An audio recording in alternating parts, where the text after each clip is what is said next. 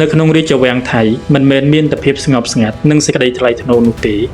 នៅពីក្រោយខ្នងវាគឺជាសមរភូមិដែលគ្មានផ្សែងនេះគឺជាសង្គ្រាមរវាងស្ត្រីពីររូបម្នាក់ជាមហេសីសុធីតាអ្នកកាន់ក្បួនច្បាប់និងម្នាក់ទៀតគឺជាស៊ីនីណាតស្រីស្នំឯកដែលហ៊ានបំបែកច្បាប់ទម្លាប់រាប់រយឆ្នាំកាលពីឆ្នាំ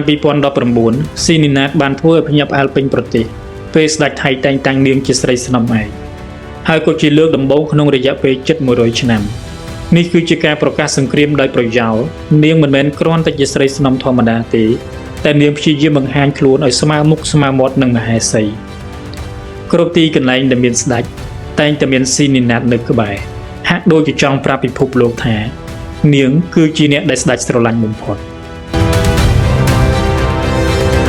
ប៉ុន្តែការប្រជែងអំណាចមិនមែនជារឿងលេងសើចឡើយ3ខែក្រោយមកស៊ីនីណាតស្រាប់តែធ្លាក់ពីលើវិមានមាសមកនៅក្នុងគុកងងឹត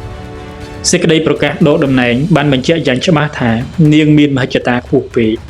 និងព្យាយាមរារាំងការតែងតាំងមហេសីសុធីតាយប់នោះអ្នកឈ្នះគឺជាមហេសី